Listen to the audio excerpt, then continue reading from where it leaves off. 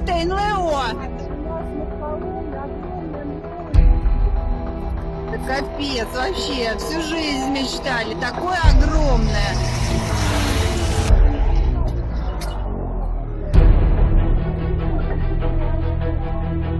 А, у меня пальцем не приближается.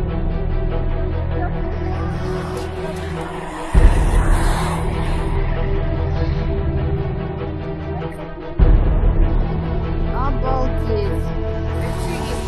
Ну как, что НЛО, что это? Ну а что это, вот сами подумайте. Что здесь, посмотрите, какое оно огромное.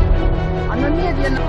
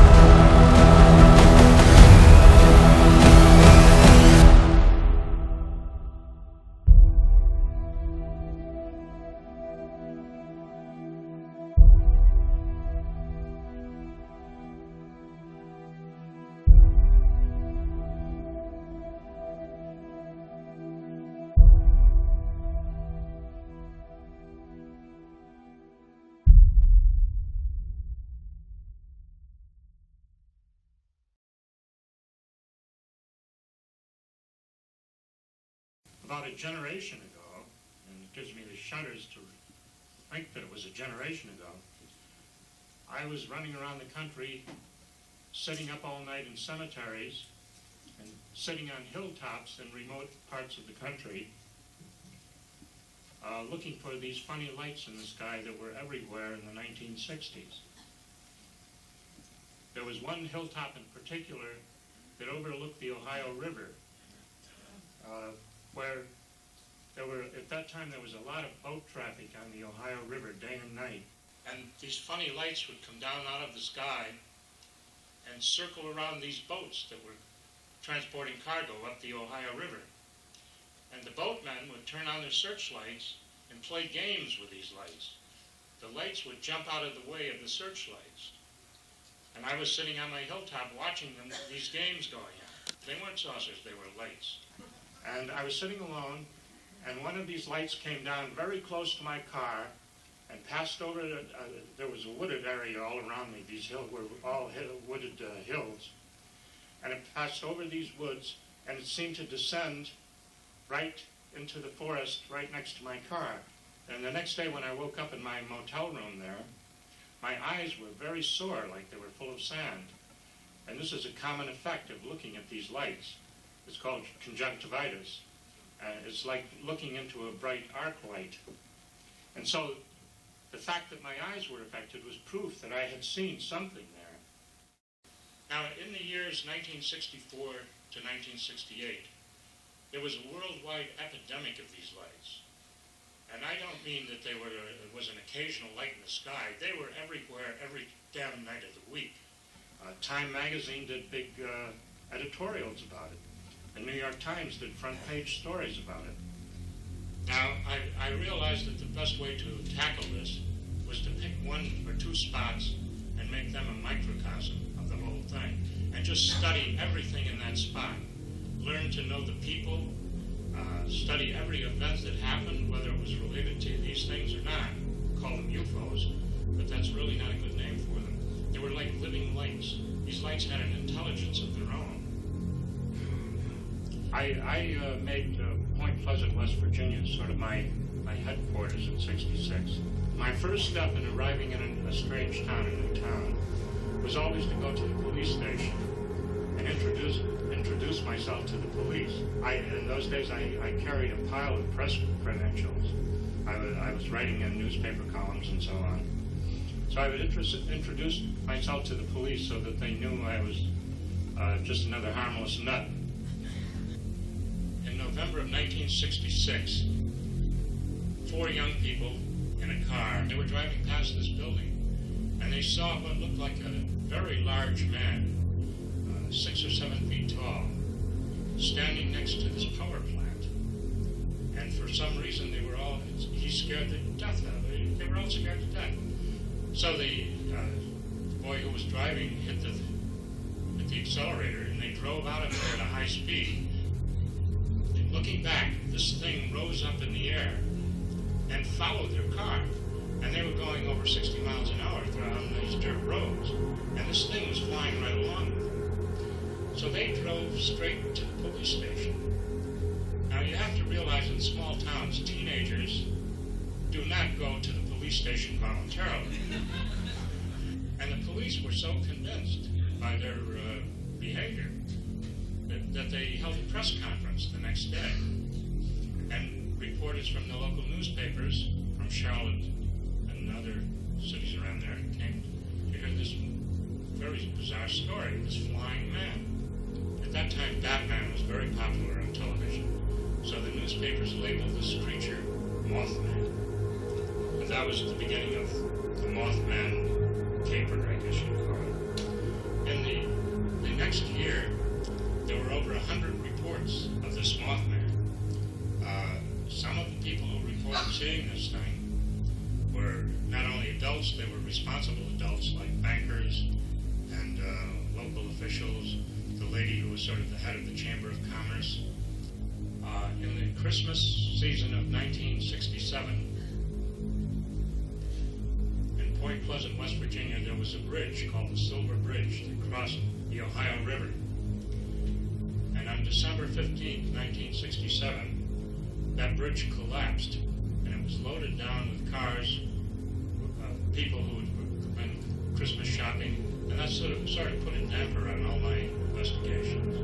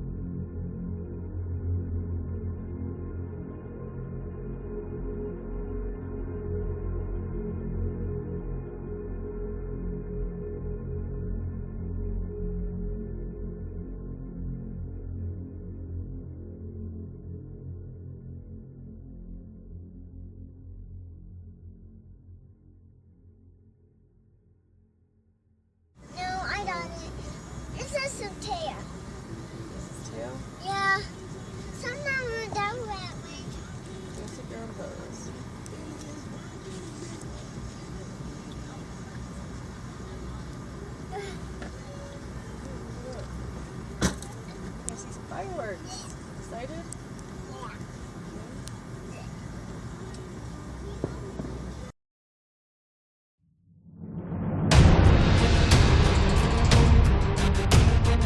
Плывет это практически стоит. От какого-то приблизить.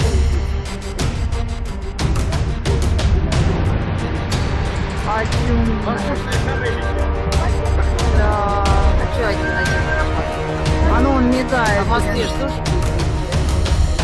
Нет, зачем? Оно вон оно висит над нами.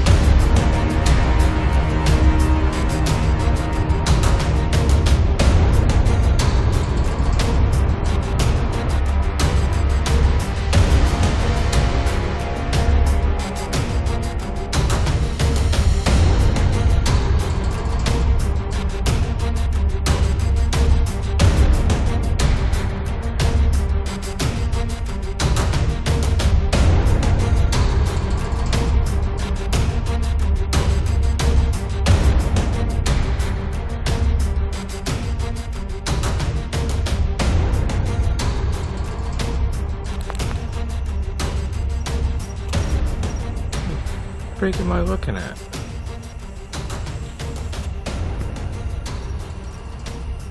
This thing is green. Holy shit, it's fast. Where did they go? That was some weird ass shit right there. Wow. What the fuck?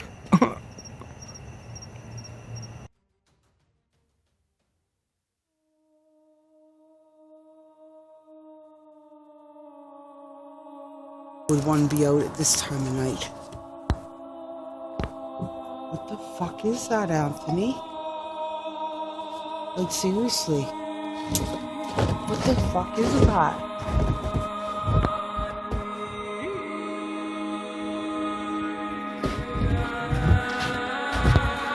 It's gone. There's another one. There's another one. What is that? What the hell is that, Anthony? Should we be standing here?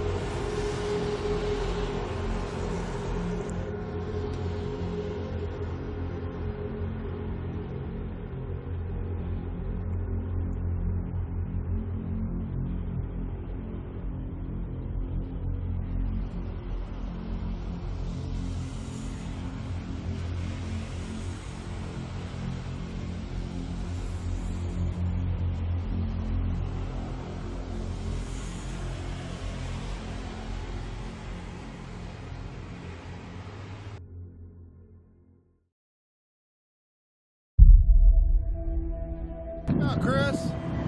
This is the shit we always see. Hurry up! Your first sighting, Jennifer. That's not a plane. That's not a plane. That is not a fucking plane.